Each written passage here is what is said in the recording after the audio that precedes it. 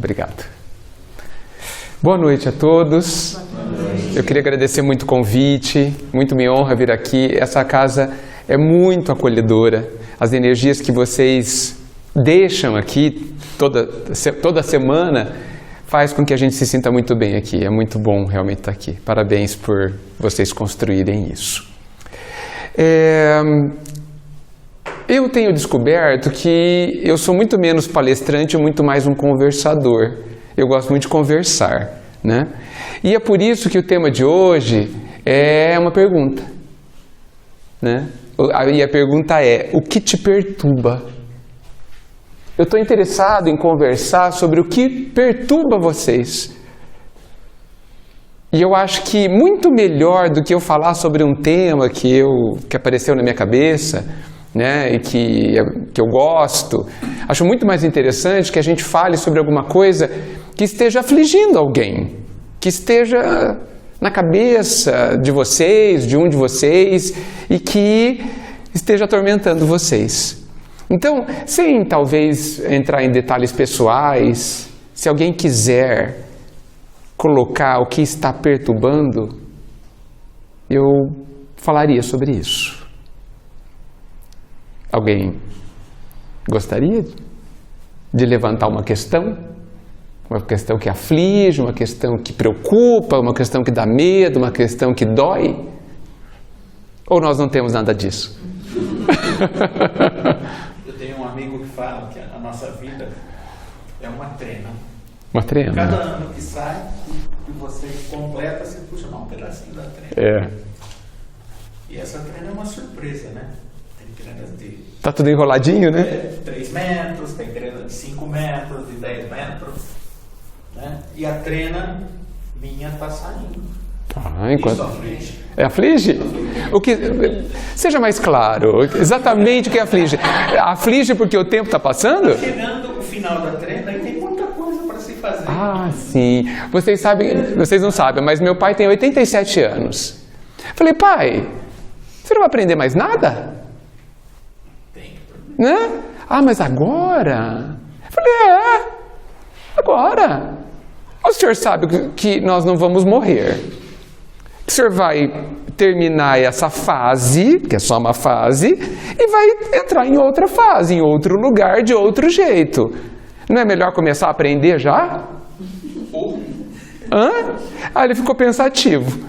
Então é isso. O que é que está acabando conforme a gente vive e envelhece? Essa fase. É só isso que está acabando. A gente não pode ter dúvidas sobre isso, mas além de não termos dúvidas, nós precisamos começar a ter este horizonte. Porque a gente fica com 60, 70, 80, 90 anos e parece que o horizonte está acabando. Não! Por quê? Ou a gente sabe que não morremos, ou a gente não sabe. Não adianta a gente falar que a gente não morre se a gente não enxerga o horizonte amplo. Concordam, gente? Nós podemos ter outros medos decorrentes do término dessa fase, mas a gente precisa saber exatamente que medo é que temos. Eu tenho medo se eu vou ser julgado. Ok, então não é medo da morte, é medo do julgamento.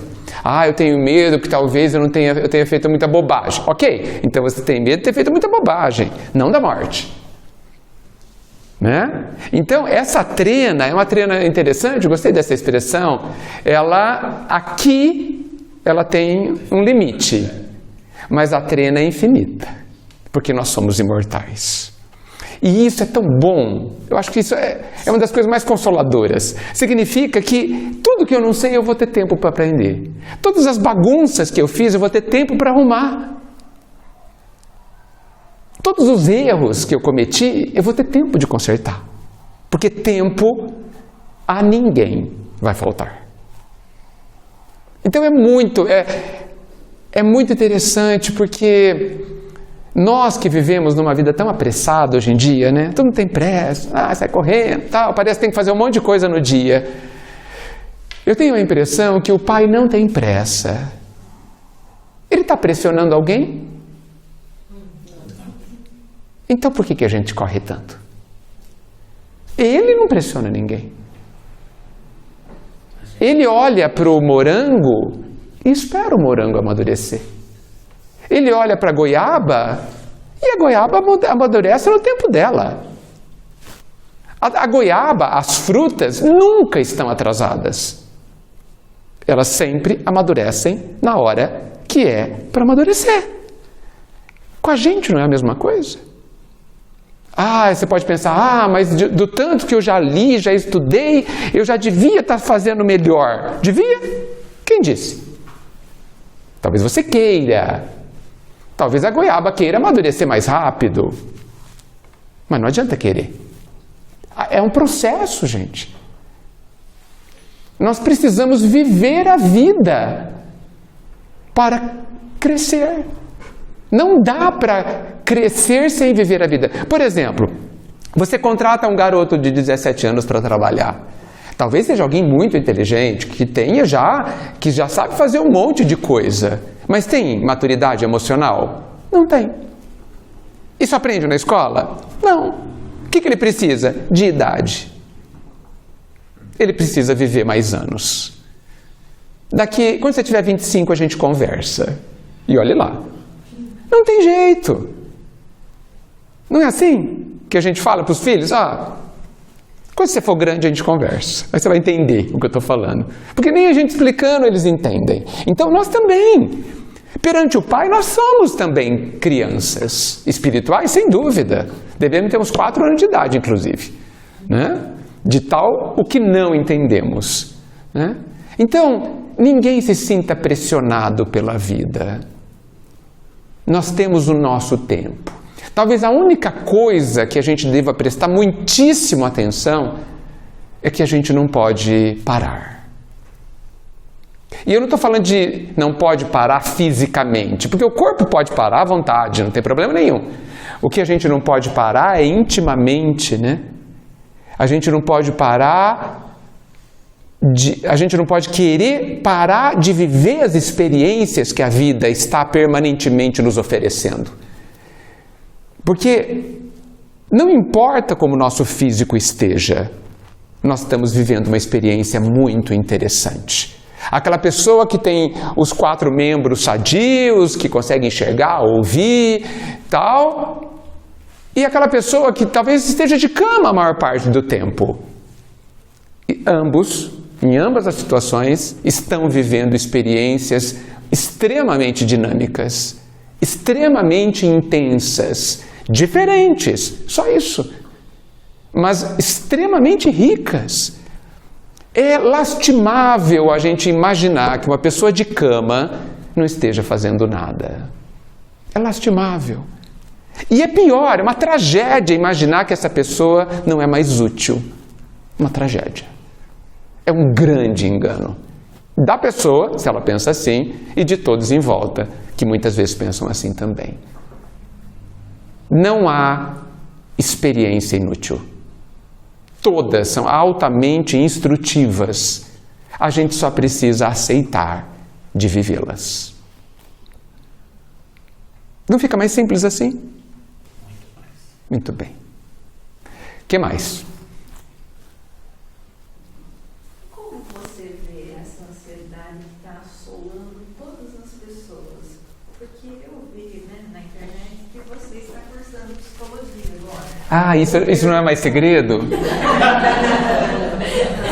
Assim, a internet nos conta tudo. Hoje a vida privada é bem pequena. Como que você vê? Ou como estudante de psicologia, ou não sei. Estudante de psicologia. Está concluindo ou não. Como que você está lidando com isso? Como que as pessoas que estão à sua volta no curso, os alunos mais jovens, como estão lidando com essa ansiedade que está assolando a todos nós? Estão todos ansiosos. Bem ansiosos. Já estão ansiosos, falta 2 anos para se formar, já estão ansiosos. Como vai ser a formatura?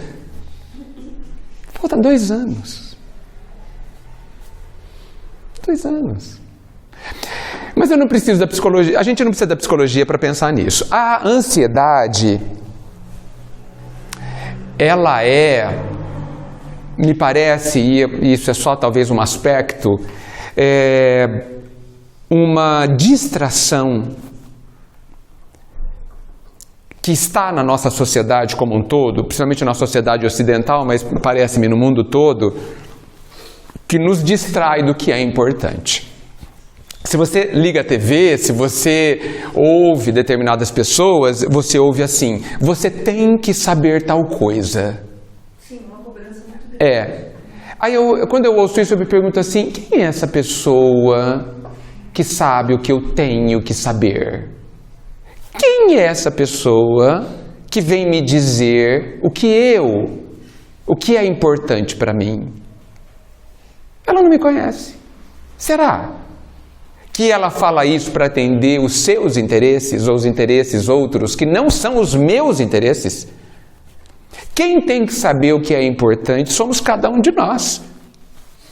Ai, não, eu tenho que saber o máximo, eu tenho que ler todos os sites, tenho que ler todas as notícias. Tem. Isso ajuda, de fato, a sua vida. Eu não estou dizendo para a gente ser alienado, é muito diferente. Eu estou dizendo para que a gente reflita sobre. Existem pessoas que são ansiosas porque elas não viram todas as notícias, elas não sabem tudo o que aconteceu hoje. Entrem. Fica à vontade. Deixa eu pegar isso aqui para poder sentar aqui também. E isso gera ansiedade. A forma como as comunicações são feitas e como a sociedade está vivendo, né? A quantidade de jornais que existem nas TVs, né? A quantidade de sites, a quantidade de notícias que bombardeiam a gente, está estimulando uma velocidade da qual nós não estamos fisicamente preparados, nem mentalmente. Nós não nos damos conta. Nossa, já é 8h15 e eu ainda não sei tudo o que aconteceu hoje. E daí? Eu não estou dizendo que não existam coisas que eu deva saber, mas sou eu que preciso selecionar isso. Sou eu que... Então, nós entramos numa roda viva, entramos num fluxo, numa correnteza que é muito veloz, e a gente está dentro dessa correnteza de uma forma inconsciente. Então a gente é levado, ou se permite ser levado, eu prefiro dizer dessa forma, a ter que. A gente tem que um monte de coisa. Eu tenho que fazer um monte de coisa hoje, senão eu sou uma pessoa inútil.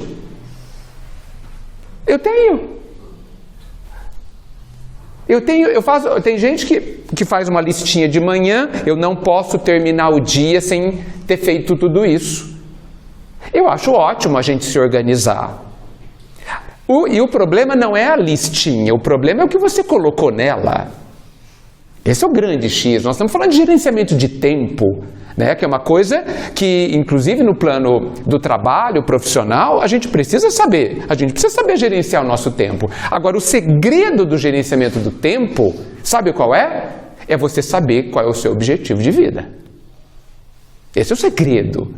Porque é ele que define o que você vai colocar aqui na lista de cada dia. E a grande pergunta é: o que eu estou colocando aqui na minha lista diária me leva até o meu objetivo?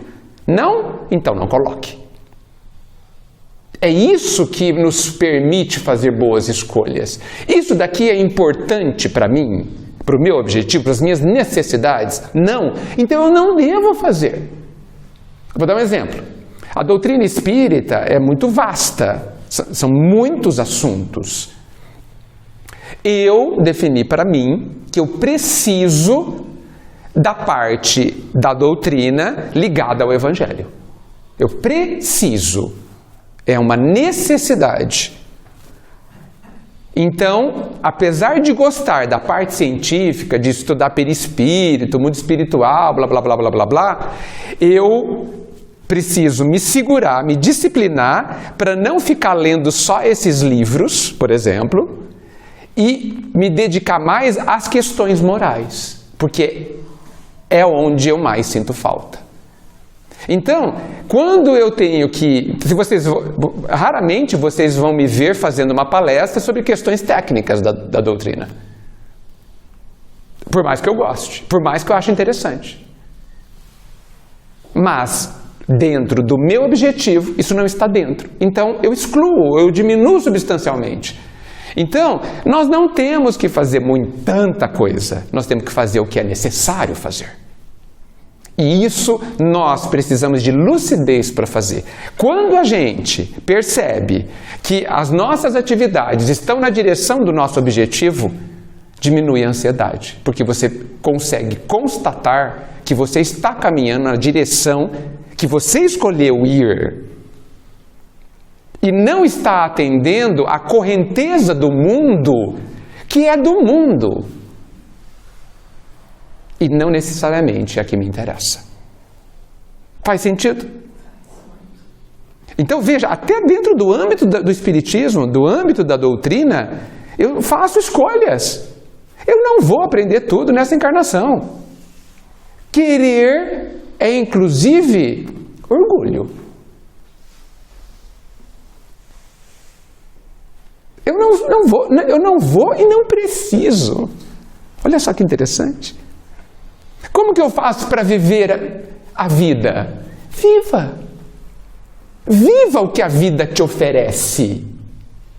Porque a vida é sábia. Ela é uma estrutura pedagógica que oferece para cada um o que cada um precisa. Nós não sabemos exatamente o que a gente precisa, certo? Mas a vida sabe. Isso não é um deixa a vida me levar, viu, gente? Isso é compreender qual a situação em que vivo, qual o contexto em que vivo e confiar que, quando eu falo vida, talvez eu esteja falando do próprio Pai, que é quem estrutura essa vida. Há uma programação para essa minha existência, para a existência de cada um, e que eu não me lembro qual é, mas ela existe e ela está sendo cumprida, pelo menos do lado de fora. Eu preciso saber se do lado de dentro eu estou cumprindo também. Essa é a minha parte. Então, diante de cada acontecimento, e aí vem uma parte muito interessante, diante de cada acontecimento, eu devia me alegrar, porque o acontecimento que está acontecendo na minha vida é o acontecimento que eu mais preciso viver. Ah, mas eu não gostei? Problema seu. O professor não pergunta para o aluno se ele quer aprender matemática. Pergunta? Pergunta. Porque ele tem que aprender, por exemplo. Digamos que matemática seja difícil. Tem que aprender verbo em português. Alguém quer aprender verbo? Certamente ninguém vai levantar a mão, né? Mas tem que aprender, ponto. Depois que a gente descobrir a utilidade disso, a gente agradece. Como nós temos 4 anos de idade, né, espiritualmente falando, a gente não sabe nem entender. Não, a gente é capaz. A gente não consegue nem saber para que me serve aquele instrumento, aquele exercício que a vida está me dando. Só que a gente ainda, infelizmente, de forma geral, a gente acha que aqui é um parque de diversões. A gente não acha? Os nossos desejos acham, né? A gente acha que aqui a gente tem que viver sem problemas, não acha? Tanto é que de manhã a maioria de nós ora a Deus assim: Deus, que eu tenha um dia bom. Traduzindo: Deus, que eu não tenha problema nenhum para resolver hoje. Não é assim? Não é esse o nosso desejo? Né? Deus responde assim: fica tranquilo, filho, você vai ter um dia ótimo, do meu jeito. Né? E ele enche a gente de problemas, né? Por que ele enche a gente de problemas, gente? Porque é a única forma da gente aprender a ser feliz. Uma vida sem problema é uma vida onde a gente não caminha para frente. A gente não aprende nada numa festa, gente. A gente só aprende resolvendo problemas. E por que será que a gente ainda não gosta das situações que a gente erroneamente chama de problemas? Por que a gente não chama de oportunidade? Por quê? Por que a gente já começa a situação sofrendo? Porque a gente já se sente mal com o problema. E se a gente mudar o nome? E chamar de desafio? Chamar de oportunidade? Olha, vou dar um exemplo. Quando a gente vai trabalhar numa empresa, digamos que tenha 10 funcionários. Aí o patrão tem um projeto novo e fala assim, vou escolher ele para fazer o projeto, você é parceiro dele. Você vai ficar chateada? Puxa, por que ele não me escolheu? Será que ele acha que eu não sou capaz? Por que ele não me deu essa oportunidade? É assim que acontece numa empresa. Na vida é a mesma coisa, só que a gente não entende. Por que Deus me deu essa oportunidade esse projeto chamado doença? Por que ele deu para mim e não deu para o outro? Por que ele deu para o outro e não deu para mim? Ninguém briga, né, por isso. Ninguém acha ruim. Que estranho. Por quê? Porque a gente inventou, prestem atenção nessa parte, inventaram que aquele tipo de situação é problema. Na empresa chama desafio. Curioso, né? É a mesma coisa. O projeto que eu dei para ele, ele não sabe nem começar a resolver. Mas ele acha ótimo, que ele vai aprender. Ah, é ótimo, porque eu vou aprender um monte de coisa. Vou até ser promovido. É verdade. Na vida também, a gente é promovido. Ganha um salário gigante quando a gente consegue resolver nossos problemas. Mas ninguém quer. A gente é muito estranho. É só uma forma de ver. A forma da gente ver as coisas e as pessoas muda a nossa vida. Isso é uma das coisas mais importantes que a gente precisa assimilar. Não é a vida que tem que mudar. Sou eu que tenho que enxergá-la diferente. Percebam o poder que a gente tem. Porque, alerta geral, a vida não vai mudar. Porque ela não está errada. Não tem nada errado com a sua vida. Talvez você possa dizer, a minha vida foi bem trabalhosa. Sem dúvida. Existem vidas mais trabalhosas que outras vidas. Mas o trabalho da minha vida é o trabalho que eu preciso ter para aprender o que eu não sei. Depois eu vou ter outros trabalhos. Por isso eu não gosto de chamar as situações da vida de problema. Eu gosto de chamar de exercício. E eu não gosto de dizer que o exercício é difícil. Porque é óbvio que ele é. Por que é difícil o problema, os desafios da nossa vida? Porque eu não sei ainda. Andar de bicicleta é super difícil até que eu aprenda. Escrever é super difícil até que eu aprenda. Perdoar é super difícil até que eu aprenda. Então, eu não sei por que a gente fica falando nas casas espíritas. Ai, mas isso é tão difícil. Óbvio, gente, me dê uma novidade. É claro, tudo que eu não sei é difícil. Tudo que eu não sei. Essa não é a questão. A questão é se você está disposto a aprender. Porque aí vai ficar fácil. Quer que fica fácil? Aprenda. Você percebe que essa forma de ver simplifica tudo? E aí vocês percebem que a gente para de ter medo do amanhã? O que vai acontecer amanhã? Outros exercícios. E você é capaz? Sim. Capaz de aprender. Porque nós não vamos acertar da primeira vez o exercício. Porque não é assim que funciona. Dá um exercício de matemática para o aluno que ele nunca viu, ele vai acertar? É óbvio que não, porque que ele acertaria. Ele nunca aprendeu. E errar faz parte do aprendizado. Faz parte. Então, olha quantas crenças a gente carrega que nos fazem sofrer. E não é a vida nos fazendo sofrer, somos nós não entendendo ou não querendo entender que há uma outra forma de ver as situações muito mais fáceis, que facilitam tudo, onde a gente chora muito menos.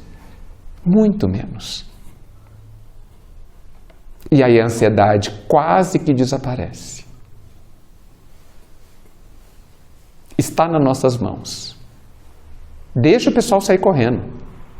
A gente deve ir no nosso ritmo. O importante, jamais parar. Eu gosto muito daquele ditado, devagar e sempre.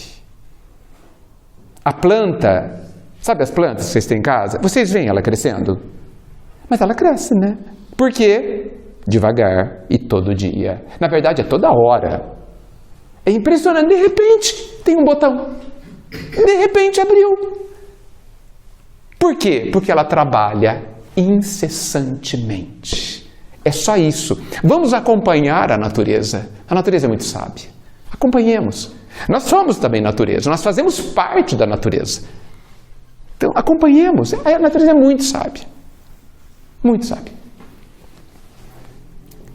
O que mais? Oi.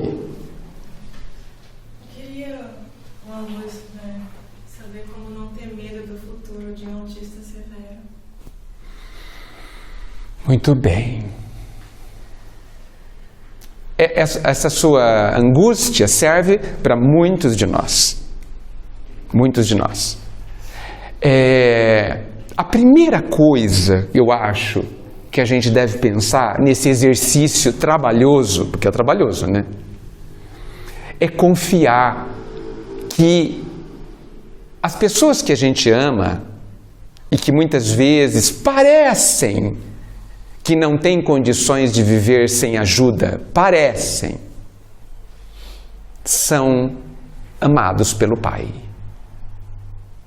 E se a gente entender que ninguém está em desamparo, ninguém. A minhoca embaixo da terra é conhecida pelo Pai. Imagine nós. Imagine nós. Então eu entendo as preocupações dos pais que têm alguns filhos que parecem que não vão saber viver sem a gente. Eu também sentiria a mesma preocupação, óbvio. Mas parte do exercício está em a gente aumentar a nossa fé. O que não quer dizer que a gente vai ficar, Deus, então você cuida aí, pronto, acabou. Não é isso. Claro que não. Eu gosto daquele ditado, confia em Deus, mas amarra o cavalo. Senão ele foge. Lembra desse ditado? É um ditado bem antigo. Confia em Deus, mas amarra o cavalo, que se não amarrar, ele foge. Então nós temos que fazer a nossa parte. E a nossa parte... e alerta geral, viu, gente? Em relação aos filhos, principalmente. Tudo o que os pais fazem para os filhos é insuficiente. A gente precisa entender e aceitar, se possível, sem dor. Por quê? Porque o nosso tudo... A gente precisa dar para eles o nosso tudo. Depois a gente discute que tudo é esse. É o nosso trabalho. Dar tudo que sei. Tudo que sou capaz. E não... Eu vou falar outra coisa importante. Não precisa dar mais do que tudo que você é capaz. Entendem isso? Porque a gente quer dar mais do que a gente é capaz, não quer? Mas não é possível. E não precisa. A vida não está pedindo que a gente dê o que a gente não é capaz de dar. Não é bom isso, gente? Isso vale para tudo, né? Não somente para os filhos. Não é bom? Não seria uma injustiça, uma incoerência, uma coisa ilógica do Pai pedir para nós além do que a gente pode dar? Não seria uma bobagem? Deus não seria Deus se Ele nos cobrasse isso. A gente tem que dar para as pessoas, para nós mesmos. A gente tem que dar para a vida apenas o que a gente pode dar. Mas e o resto? O resto não é seu problema. Mas se você pode dar mais, você acha que está dando? Bem, aí é outra questão. É difícil a gente saber se está dando. É difícil a gente saber que a gente está dando tudo o que a gente sabe, porque a gente se conhece pouco. Essa é outra questão importante. Os exercícios trabalhosos da vida, eles pedem que a gente se volte para nós e se conheça um pouco mais. Porque ninguém será feliz se não se conhecer. Eu preciso saber o que eu sei e o que eu não sei. E entender que está tudo bem.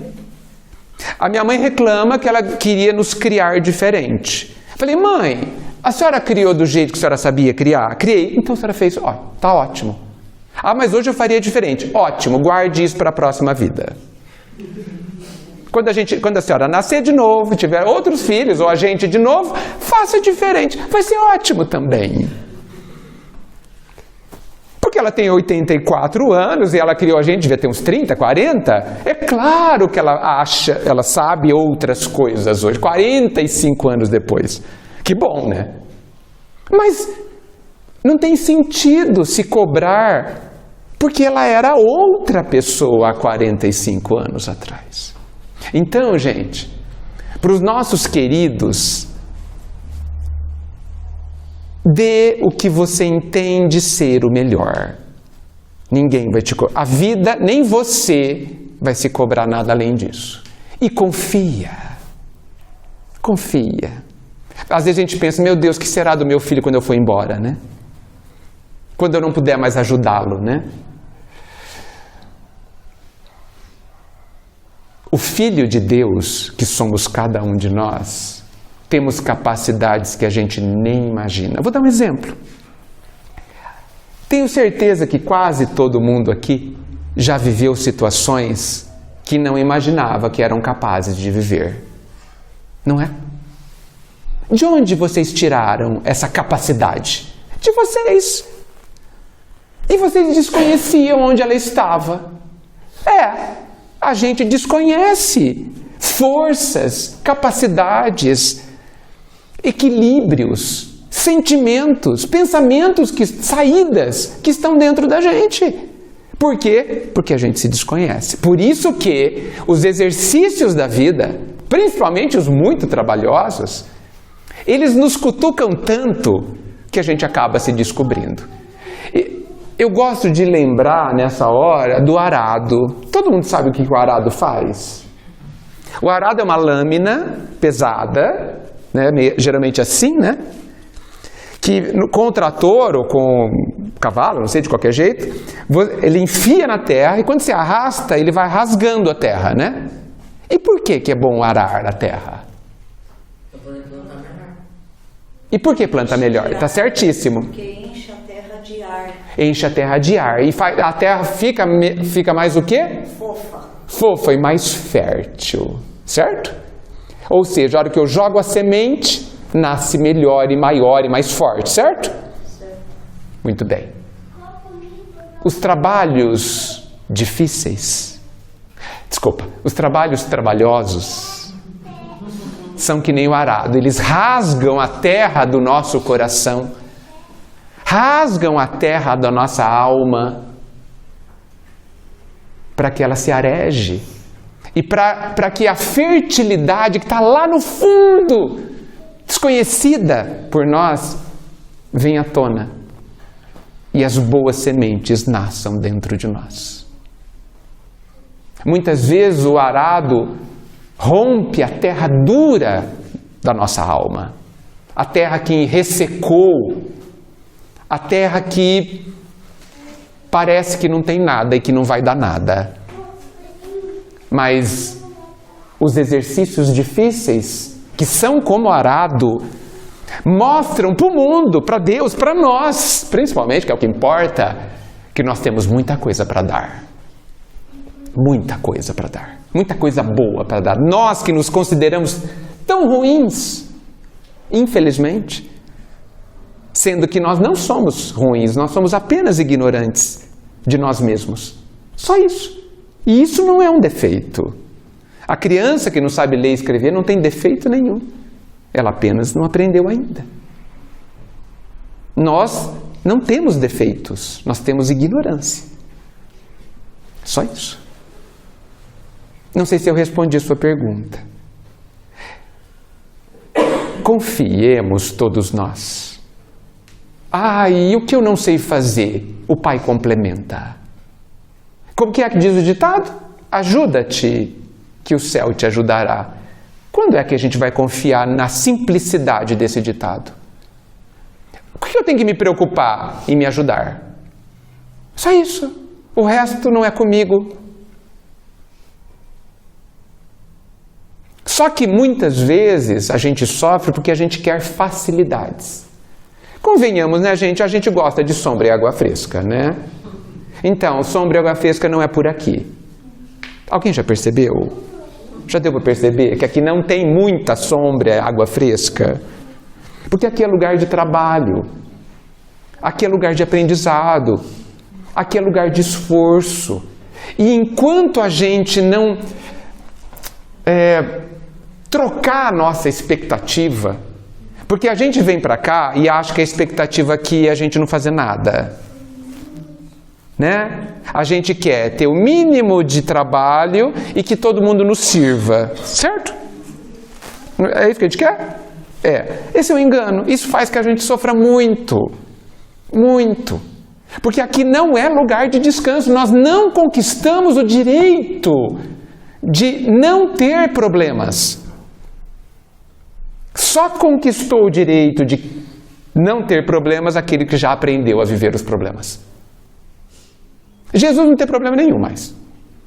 Ele já aprendeu tudo. Até lá, nós vamos ter momentos de sombra e água fresca, lei do descanso, e momentos de trabalho, a maior parte, inclusive, tá? Lei do trabalho. E trabalho, eu não estou me referindo a trabalho profissional, estou referindo ao trabalho de viver bem. E sobre arrependimento? Como viver? Como viver o arrependimento? Arrependimento ou culpa?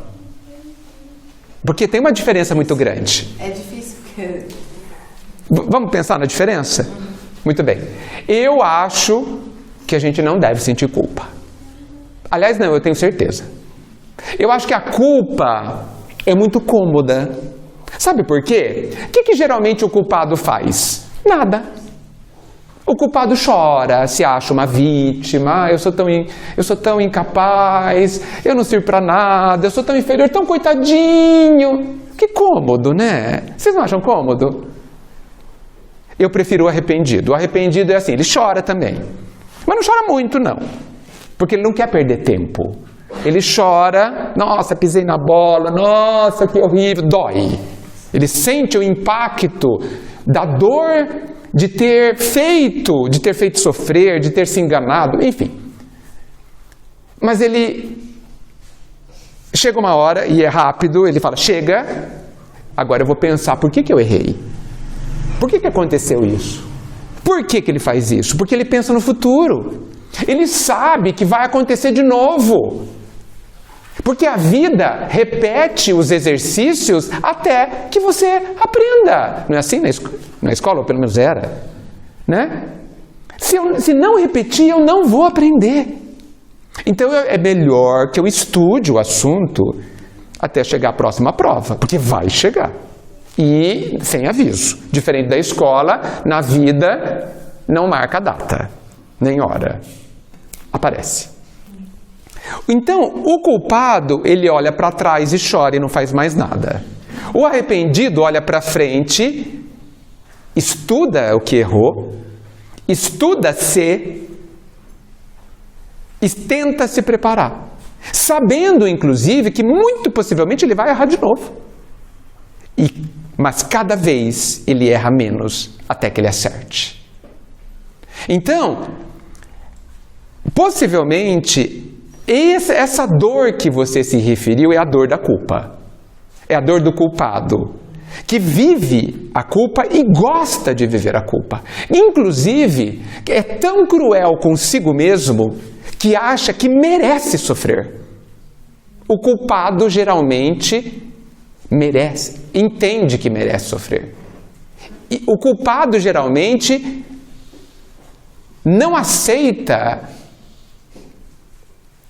muitas vezes os momentos bons que a vida lhe dá, porque ele não acha-se merecedor. Não é? Não é assim, gente? Como que eu vou ter paz se eu fiz aquilo há 20 anos atrás? Eu não mereço. Quem disse? somos bons juízes? Quando Moisés, hein, gente, antes de Cristo, 500 anos antes de Cristo, disse, não julgueis, ele falou quem é que a gente não pode julgar? Nessa frase?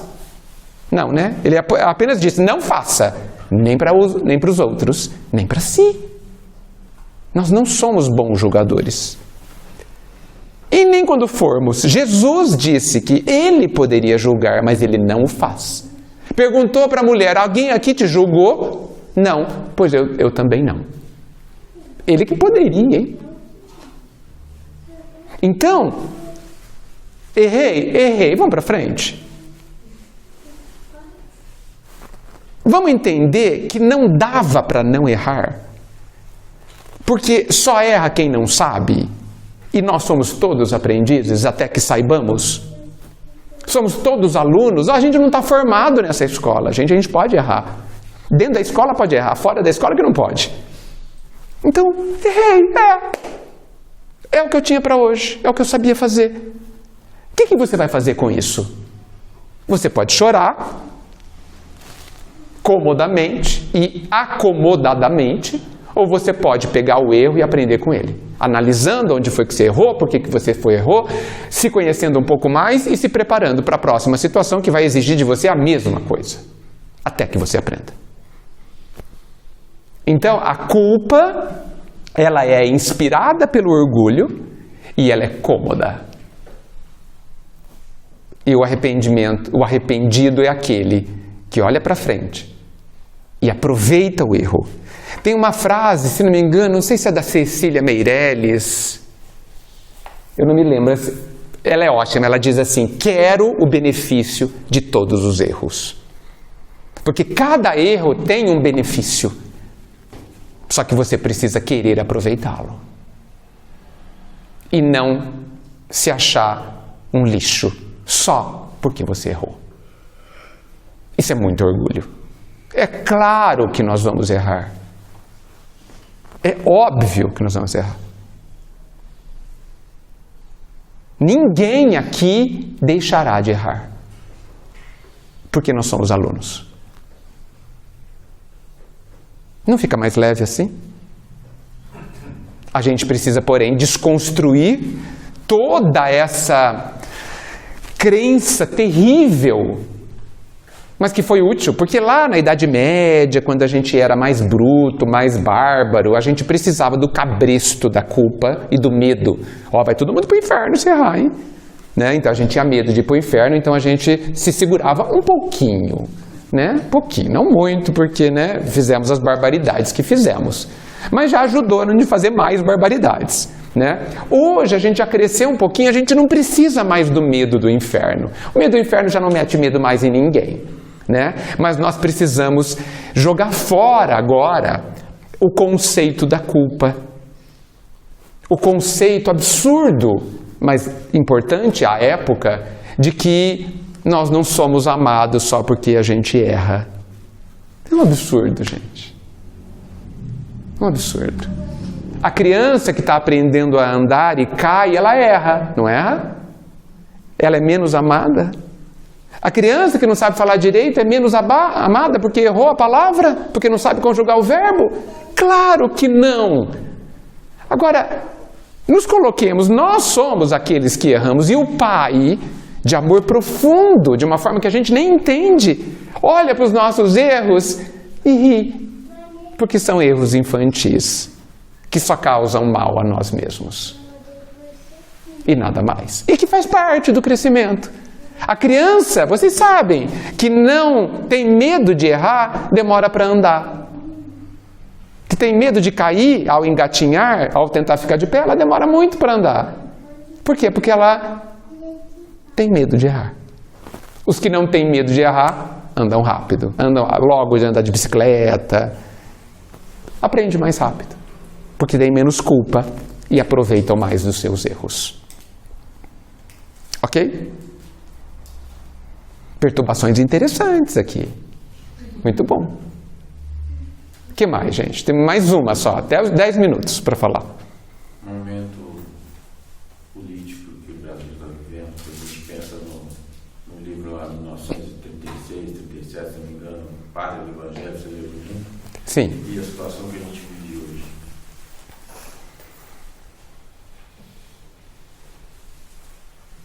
Nós vamos ter que responder pelos nossos atos. Está escrito lá no Evangelho: pedirei contas da tua administração. O que eu administro? É o que eu tenho que saber. Que recursos a vida me dá, ou me empresta, melhor dizendo, que eu tenho que administrar? O tempo, o meu corpo.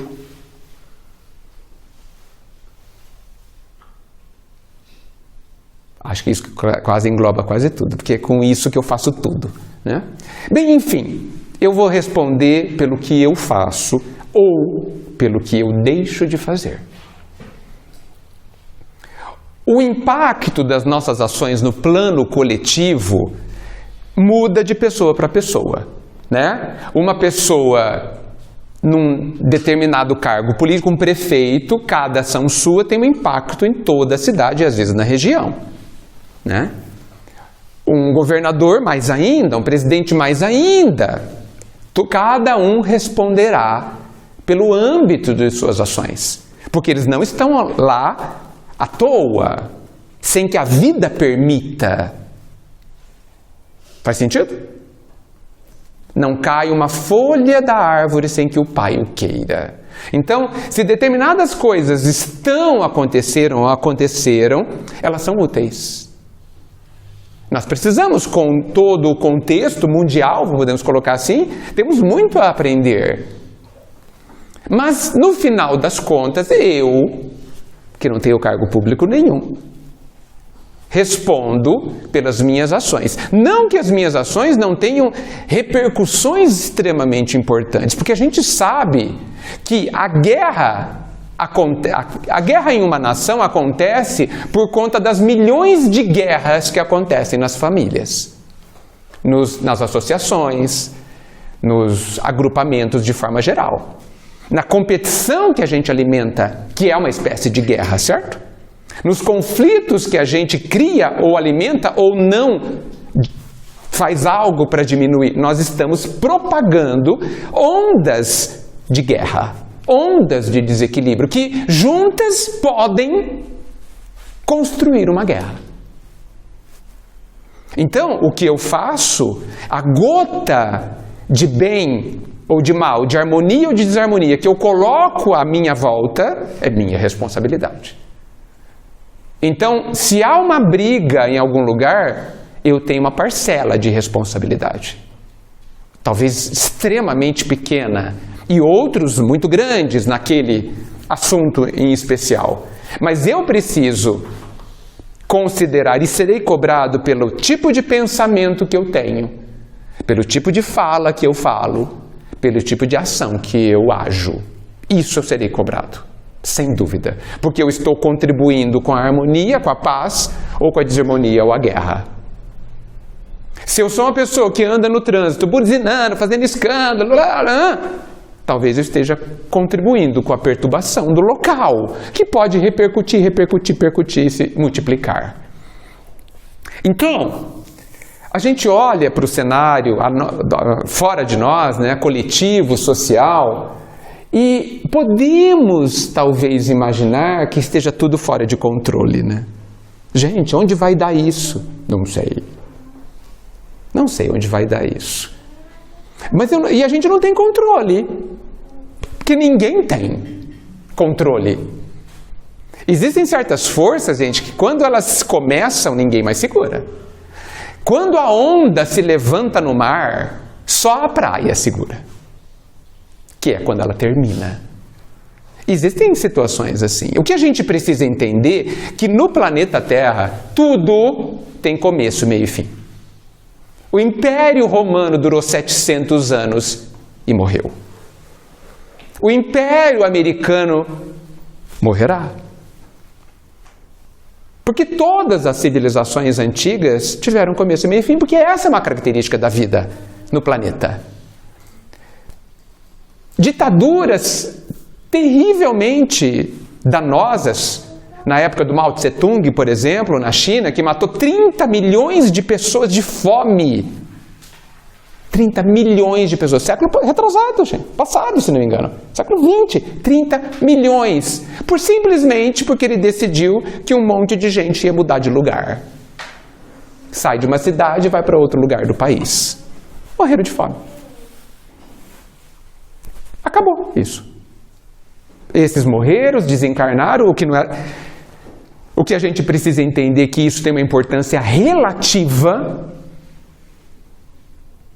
porque quem morreu foram os corpos, e essas pessoas viveram exercícios importantes para elas, e tiveram chance de serem mais felizes, e possivelmente estão todas reencarnadas em situações melhores. Então, qual vai ser o meu futuro? Qual vai ser o nosso futuro? A gente pensa, né? E eu gosto de pensar que Jesus nos deu a dica de qual vai ser o nosso futuro, quando ele diz que cada um terá segundo o que faz, ou o que fez. Então, com essa dica, que é uma lei, na verdade, eu não consigo saber aonde eu estarei daqui a 20 anos, nem como o meu corpo estará, certo? Mas eu consigo imaginar como eu estarei dentro de mim. Basta que eu veja o que eu estou plantando hoje. Cada um terá segundo o que fez. O que eu estou fazendo hoje? Sendo que fazer é, no meu entendimento, pensar, sentir e agir. O que eu penso? O que eu escolho pensar? O que eu escolho sentir e o que eu escolho fazer? É isso que eu estou plantando hoje. E a lei diz que eu receberei nesta proporção e nesse tipo, obrigatoriamente. Será que isso não deveria nos acalmar? Será que... Aí eu faço uma pergunta para você e para todos. Será que eu estou sendo simplista pensando assim? Será que eu estou sendo poliana em pensar assim? Será que eu devia ficar preocupado? Mais preocupado? O que vocês acham? Olha, isso é uma coisa que a gente conversa bastante lá em casa, né? Que bom. E eu acho que se preocupar é uma forma de aumentar a ansiedade. É. Justamente porque a gente não tem controle. É. Mas a gente pode se preparar para o futuro. O que é muito diferente do que se preocupar. Que é o que a gente resolveu fazer. A gente resolveu se preparar para o futuro. Então, é uma coisa que eu até converso com ele bastante. Eu falo, olha, vamos se preparar, vamos estudar, vamos aprender inglês. Porque se houver necessidade, se surgir uma oportunidade, a gente não sabe o que vem por aí. Vamos nos preparar. Isso é muito interessante. Porque, por exemplo, olha, eu tenho 57 anos. Meu pai tem 87. É possível que eu viva mais 20 anos. É possível. Existe uma probabilidade. Todos os meus tios morreram com mais de 90. Aliás, alguns nem morreram ainda. Né? Ou seja, geneticamente, há chance de eu viver mais 20 anos. Fácil.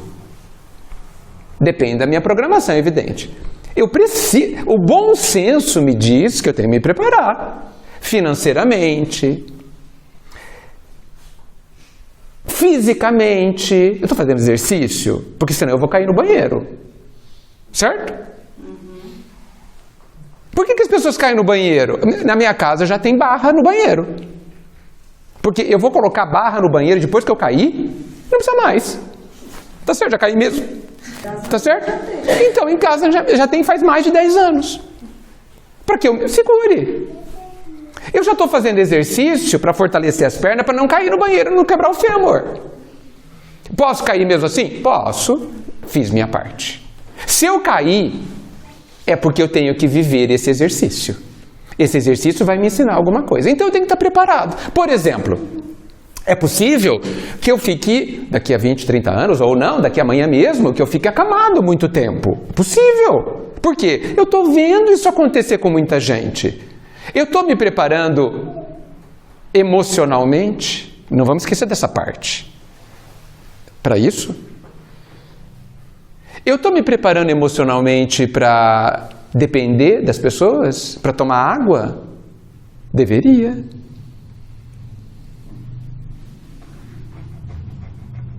Porque na hora da tempestade não há muito o que fazer, gente. Na hora da tempestade, no máximo, você sai correndo. Que não adianta muito, que ela vai te pegar.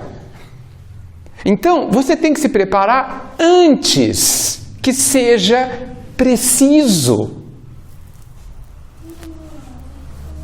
E isso não é viver preocupado. Isso é ser prevenido. Sabe aquela coisa? Vou sair de manhã, não vou voltar até as 10 horas da noite, estamos no inverno. É bom levar uma blusa. Isso é ser preocupado? Não! Isso é... Inclusive, eu penso bastante nisso, eu acho tão interessante isso. Isso é me amar. Quando nós cuidamos de nós sem neurose, a gente está se amando. E não somente a gente, mas aqueles que nos amam também. Porque eu preciso saber que se eu estiver bem, as pessoas que gostam de mim não vão sofrer. Tá certo isso? Se acontecer alguma coisa comigo, minha mãe vai sofrer. Então por ela e por mim, eu tenho que me cuidar. É bom que eu me cuide. Pega a blusa. Entendeu? Então, gente, isso é bom senso, gente. Mas sem a preocupação que é uma neurose já. Uma boa. Ah, esqueci, tá bom. Da próxima vez eu levo a blusa. Simples assim. Então, eu olho a vida do outro. Ah, pode acontecer isso, pode acontecer aquilo, pode acontecer... Tá bom. Se previna. Vamos ter uma alimentação melhor? Por quê? Para que depois eu não tenha que não comer mais nada. É sua escolha. Gente, é muito interessante. As regras do jogo são claras. Já foram colocadas. Quando a gente vai jogar um jogo, não pergunta quais são as regras. Por que você pergunta quais são as regras? Para você ganhar. Porque você quer ganhar. Você quer ganhar o prêmio, chegar lá. Como que eu chego no final da corrida? Corre por aqui que você chega. Na vida, o que a gente precisa saber? Como a vida funciona. E a vida tem pouquíssimas regras. Pouquíssimas. Se a gente seguir, a gente se dá bem. Cada um vai ter conforme plantou. Essa é a regra maior. Escolha o que plantar porque você é livre. Você não é livre na colheita. Isso significa, gente, que não existe castigo. Que é outra lenda que a gente acreditou porque era útil para a gente não fazer muita besteira. Né? É uma lenda. Ó, se eu tirar o meu tênis e chutar a parede, o que vai acontecer?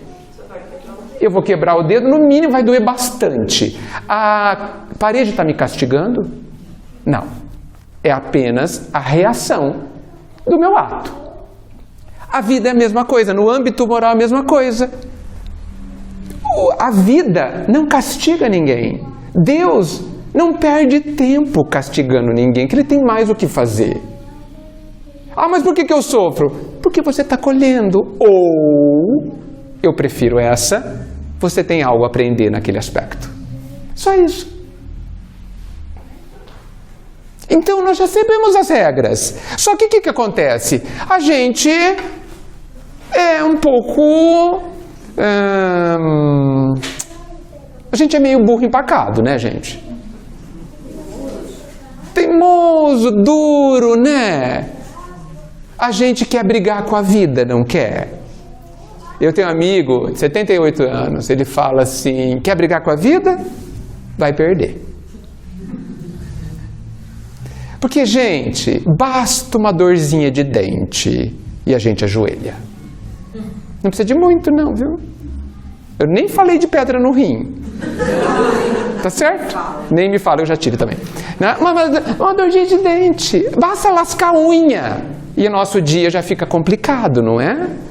Então não vamos brigar com a vida, gente. Não que nós não sejamos nada, porque nós somos muito, nós somos filhos de Deus. Mas regra é regra. E essa regra, ela é tão interessante. Sabe por que a gente não deve brigar com as regras da vida? Porque todas elas foram feitas em nosso benefício. A disciplina que a gente briga tanto, porque a gente é revoltadinho, entendeu? Esse negócio de querer mostrar para a vida quem é que manda, tudo bobagem. Por isso que no próprio Pai Nosso está escrito, a gente foi levado a recitar muitas vezes, faça a tua vontade e não a minha. A gente mente nessa hora do Pai Nosso, né? Porque a gente não quer que seja feita a vontade de Deus, tá certo? Alguém aqui quer? Não quer, né, gente? Convenhamos, sejamos francos, né? E é esse o problema. A gente pensa que a gente vai se diminuir porque a gente acolhe a vontade do Pai. Porque o Pai não quer que a gente faça nada obrigado. Não vale. Você tem que querer fazer a vontade dele. E isso é tão importante para as nossas reflexões, que quando Jesus estava lá andando com os discípulos no final de um determinado dia, e eles não tinham se alimentado ainda, os discípulos pararam e os discípulos foram atrás de alimento, e voltaram com um pouquinho e ofereceram para Jesus, e Jesus falou que não queria, dizendo assim, eu me alimento de fazer a vontade do meu Pai. Olha o tamanho da importância da gente querer, da gente estar em paz em seguir a vontade do Pai. Porque ela é nutritiva, ela alimenta, ela nos dá o que não temos, ela mata a fome da alma, ela nos traz harmonia e, portanto, paz e felicidade. Queremos fazer a nossa vontade? Façamos. E vamos verificar o que a gente recebe. É um aprendizado. Nós somos livres para isso e é válido que a gente compare o que acontece quando eu faço a minha vontade e o que acontece quando eu faço querendo a vontade do Pai.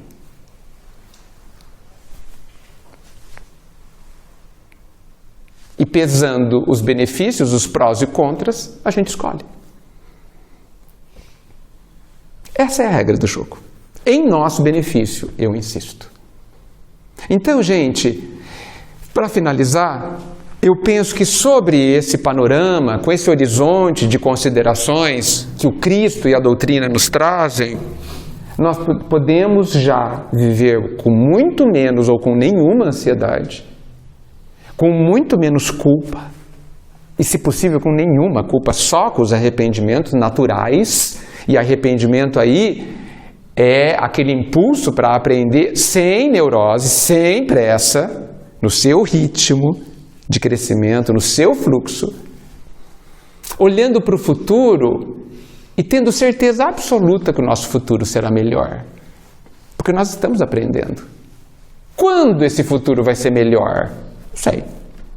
Lembrando que futuro melhor não é futuro sem trabalho.